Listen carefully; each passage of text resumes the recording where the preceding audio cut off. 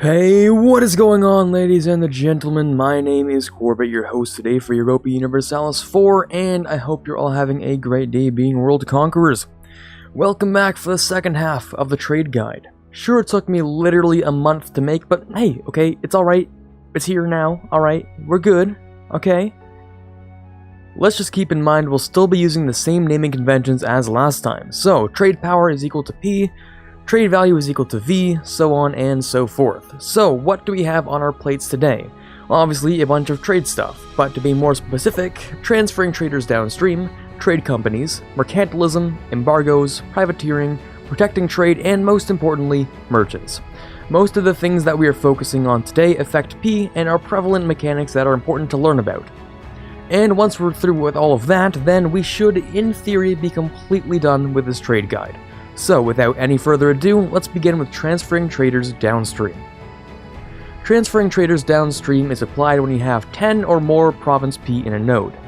What this does is create a boost of P for a nation for all nodes upstream from any given node. The boost is 20% of the provincial P that nation has in the node. So let's make a little diagram to help explain it better if you're still a little bit fuzzy. Nation A has 20 provincial P in Sevilla, and no provincial P in Genoa. Because of transferring traders downstream, Nation A now has 4P in Genoa.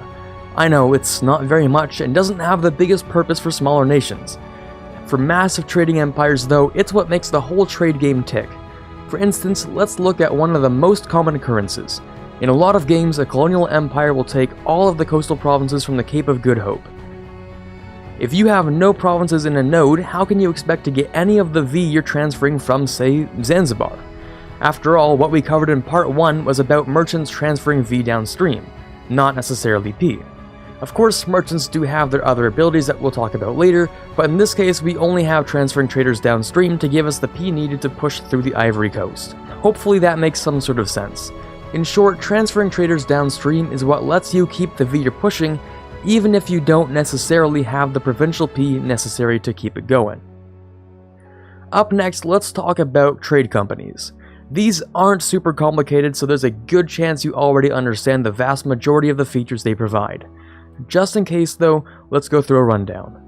Trade companies are subjects. Kind of. They don't have their own tags, which is to say they're not separate country entities in the game, but they still show up in the subject tab. These are the areas that trade companies can form in. In total, there are 16 different trade company areas that you can set up in, and to do that, simply own a piece of land in that trade company region, click on the trade node it resides in, and hit the icon that looks like this to assign all provinces you own to the company. Alternatively, you can assign them individually by clicking the same icon under the Province tab in each individual province. Trade companies have a plethora of effects on the provinces assigned to them, and as of recent, can be upgraded in the State menu if the player has Dharma DLC enabled. By default, all company provinces have plus 100% local trade power, plus 0.5 naval force limit, minus 100% local manpower modifier, minus 100% local sailors modifier, minus 100% local tax modifier, and minus 200% local missionary strength, and plus 10% institution spread. This effectively means that you don't get much by the way of manpower or taxation, and you can't convert these provinces at all. However, you get a massive bonus to trading power, which is the essential point of the trade companies. On top of those modifiers though, provinces in trade companies suffer no intolerance debuffs either. This goes for both culture and religious intolerance. The provinces also don't increase your own religious unity at all. For these reasons, it's technically better to take humanists for a colonial empire game, since the bonuses from heathen and heretic tolerance are kept. So what's the big idea? Why are trade companies so important in the first place if it just gives you a whole bunch of P and doesn't really give you taxation or manpower? Well, that extra P gives you a massive share of the V in the node, which can be pushed out in whatever direction you want due to the merchant you get for free once the trade company owns 51% or higher of the total P in the node. So the entire point of a trade company is to get a ton of P and then use the merchant you get to move the V into the next node you control. Mercantilism, oh boy, one of the most powerful trading mechanics in the game. Each point of mercantilism will grant you plus 2% local trade power, plus 0.5% embargo efficiency, and plus 0.25% liberty desire in colonial subjects. Mercantilism is the old idea of state controlling all trade. By this effect, you can essentially have a plus 200% local trade power modifier on every province you own by the end of the game. You can imagine how powerful this can really be. The effect is, of course, additive like all others, but it's still a really ridiculous modifier. Mercantilism can be increased by 1 point for 100 diplomatic power if you have the Mare Nostrum DLC, or you can just get it and lose it through various events in the game. Most nations start off the game with only 10%, but there are some that start with 25%. In short, Mercantilism is a really nice extra mechanic that's a nice help for claiming tons of trade. Next, let's talk about embargoes. I know everyone watching has definitely embargoed a nation before. After all, it's free when done to rivals and provides some power projection. But you've probably never stopped to think about exactly what it does. An embargo makes your target suffer a hit in P in all nodes where you both have power. By default, this modifier is half of what your P value in the node is before the embargo, so really you should be updating it every few years. Embargo efficiency can also be modified to make that number increase or decrease. It also provides you with power projection between 1 and 10 depending on how devastating your embargo is on the target's trade. Next is Privateering. Privateering is one of the less used mechanics that should really see more use. It's only available to you if you have the Wealth of Nations DLC. Privateers are exactly what they sound like: pirates. Essentially, they're just there to take whatever money they can from the node, and that's pretty much it.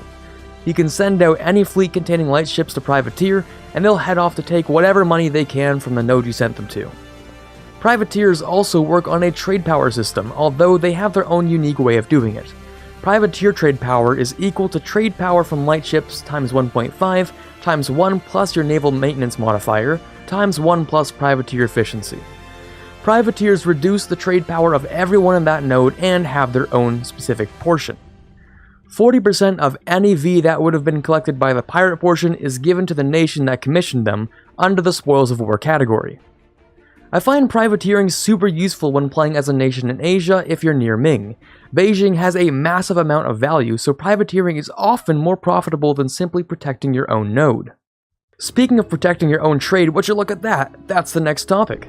Protecting your own trade is very simple. It's another option that I'm sure most of you have done many times before. And if you have, you already have a pretty good idea of how it works. Simply send out your squad of light ships and they'll provide a bonus to the amount of P you have in that node. At the beginning of the game, it's around 2 per light ship, but by the end of the game, you'll have around 5 trade power per ship. Also, no matter where you are in the game, it'll always cost you 1 sailor per month per ship. Again, it's a pretty basic mechanic. Now that all the pretty basic stuff is out of the way, we can finally get into merchants and what they do.